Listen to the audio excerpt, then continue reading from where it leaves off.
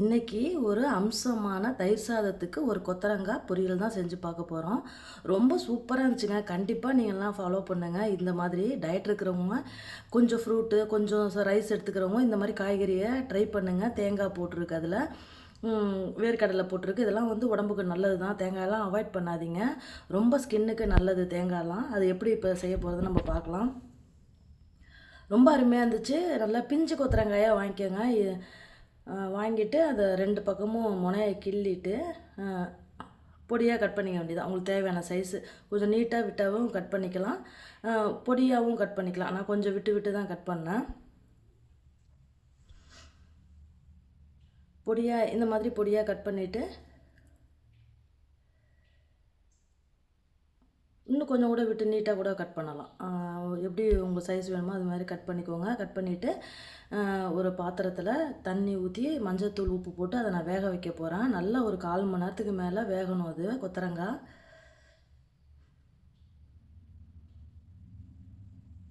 இப்போ இந்த கொத்தரங்காய் வேகட்டும். அதுக்கு நம்ம ஒரு மசாலா ரெடி பண்ணுவோம். சின்ன வெங்காயம் 4 வெங்காயம், ஒரு பொடி திருகுன தேங்காய்,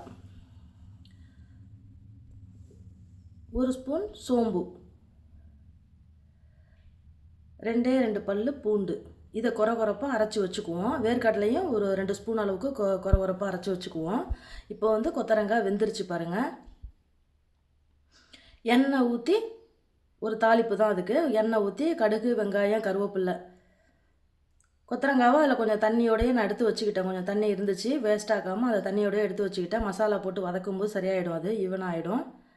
இந்த வேர்க்கடலையும் பொடி பண்ணி எடுத்து வச்சுட்டேன். கொரகொரப்பாக கொஞ்சம் 1/2 ஸ்பூன் மிளகாத்தூள், கொஞ்சம் மஞ்சத்தூள் எடுத்து வச்சுட்டேன்.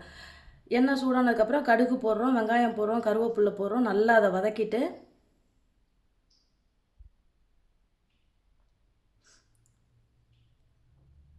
அற்புதமான மசாலா. கண்டிப்பாக இந்த மாதிரி நீங்கள் ஒரு முறை கொத்தரங்காய் பொரியல் ட்ரை பண்ணுங்கள். நார்ச்சத்து உடையது. கொத்தரங்காய்லாம் ஒரு காலத்தில் அவாய்ட் பண்ணோம். இப்போல்லாம் கொத்தரங்காய் ரொம்ப நல்லது, நரம்பு மண்டலத்துக்கு ரொம்ப நல்லதுன்றாங்க. அந்த தாளிப்பு முடிஞ்சதுக்கப்புறம் நான் அந்த தண்ணியோடையே கொஞ்சம் தண்ணி இருந்தது, அதை வேஸ்ட் ஆக்காமல் நான் அப்படியே அந்த தாளிப்பில் எடுத்து ஊற்றினேன். நான் மசாலா போடுறதுனால அதை வதக்கணும்ல, கரெக்டாக இருக்கும்னு. அந்த கொரகொரப்பாக அரைச்ச மசாலா, கொஞ்சோண்டு 1/2 ஸ்பூன் மிளகாத்தூள், மஞ்சத்தூள், மறுபடியும் அந்த இதை போட்டு நல்லா அதை வதக்கினேன். ட்ரை ஆகிடும் சீக்கிரம், ஒரு 5 நிமிஷத்தில் ட்ரை ஆகிடும். அந்த தண்ணியோடு சேர்த்து அந்த மசாலா ட்ரை ஆகிடும். பச்சை வாசனை போய் அது நல்லா ட்ரை ஆனதுக்கப்புறம் இங்கே பாருங்கள், கொஞ்ச நேரத்தில் அது ட்ரை ஆகிடுச்சு பாருங்கள். நல்லா அடிகனமான பாத்திரத்தில் செய்யுங்க, அடி பிடிக்காமல் நல்லாயிருக்கும். கூட அந்த ஒரு 2 ஸ்பூன் அளவுக்கு கொரகொரப்பாக அரைச்ச வேர்க்கடலை பொடி போட்டேன். கண்டிப்பாக நீங்கள் இதை ஒரு முறை செஞ்சு பார்த்துட்டு கமெண்ட் பண்ணுங்கள். நல்ல ஒரு அற்புதமான மசாலாங்க. பிடிச்சிருந்தா லைக் பண்ணுங்கள், ஹைப் பண்ணுங்கள். பாய்.